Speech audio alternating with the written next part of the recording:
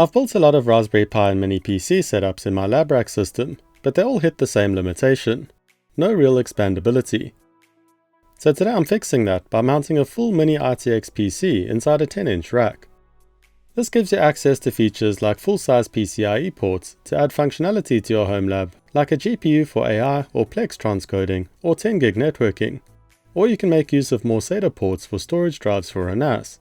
Or even just to give you the flexibility to use an older platform that allows you to use DDR4 RAM so that you don't have to sell your house to build it. By the end of this video, you'll have a fully modular rack-mounted PC shelf that you can 3D print yourself.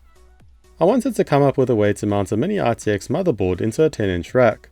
It has to be Mini ITX, as micro ATX or ATX boards are just too big. But there are some really powerful Mini ITX options available.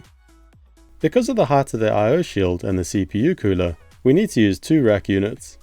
That also gives us a fair amount of headroom around the motherboard for ventilation. The tricky part here is fitting a full PC into just 2 units of space, without killing airflow. So here's how I approached the design. I started out with a simple shelf in Fusion 360, and I then added the motherboard footprint, a cutout for the I/O shield, a recess at the back for cable management, and a hole for the power button. It's quite a simple design, but I think it fits the aesthetic of my Homelab quite well.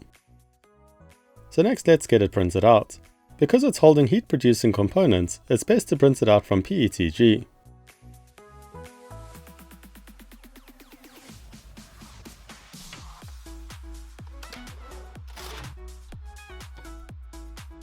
With the shelf complete, we can get the board installed on it. First let's press the I/O shield into place, making sure that it's the right way around. There's a small retaining lip in the print that holds it in place so it doesn't require any screws. Add 6mm standoffs and mount the board with some M3 screws. You don't have to use nylon hardware for these, you can use brass standoffs and metal screws too. And that's basically the shelf complete. We just need to add the power button to the front. I've added this hole which will fit 12mm push buttons. These are quite commonly available online and they work well for this type of build. Some of them, like this one, have an integrated LED ring light around the button that you can use for power indication. Just feed the cable and button through the hole and secure it with a nut on the back. Then plug the button and LED into the correct pins on your board.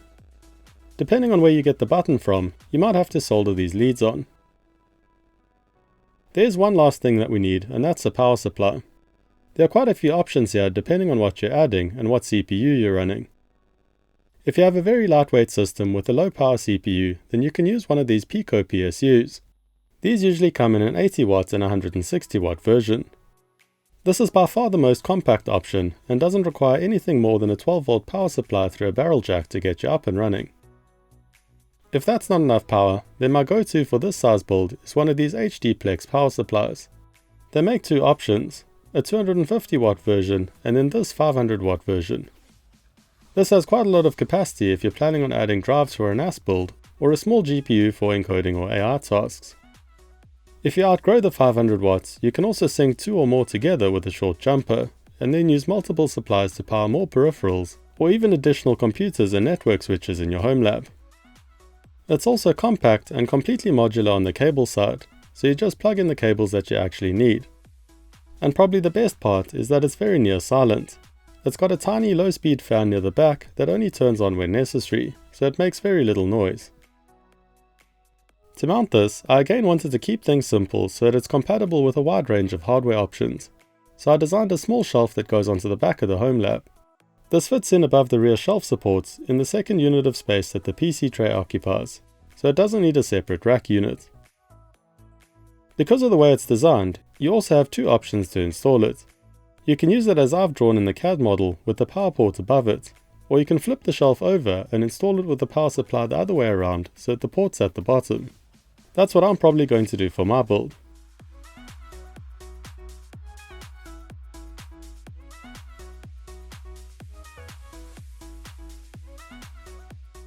With the shelf printed out, the plug mounts onto it with some M3x16mm screws and nuts, and then the power supply fits underneath it. That's held in place with some M3x4mm screws. And this small unit's now ready to install. We just need 2 power cables between the power supply and motherboard for my basic build. let's plug one end into the motherboard before installing it. We can then install the PC tray in our rack. I'm just using 4 screws, one in each corner, to hold it in place.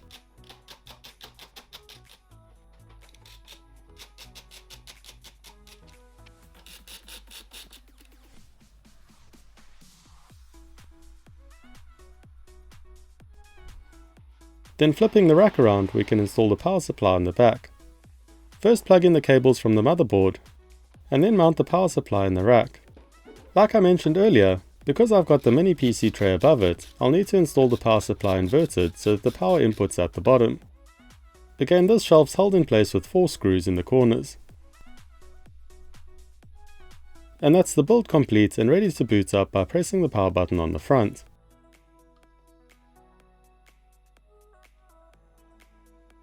This basically turns your Lab Rax system into a proper home server platform, not just a Pi cluster. And at a total cost of just 240 grams of filament, which is less than $4, this is a considerably cheaper option than a commercial rack-mounted PC case, even once you add in the power button and some screws. I like how it's turned out, but the I/O shield is a bit glaring in silver. I'll probably land up painting that black to match the rest of the rack. After building this, I realized not everyone will want forward-facing I/O, so I designed a second version. This has a ventilation grill and power button on the front, and then flips the motherboard around so that all the ports face the back of the rack.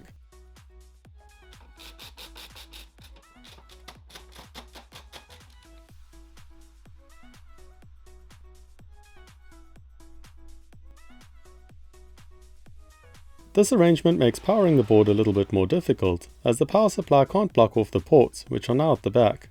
But it can be mounted in a free unit above or below the PC, and there's a gap near the front of the shelf for cable management.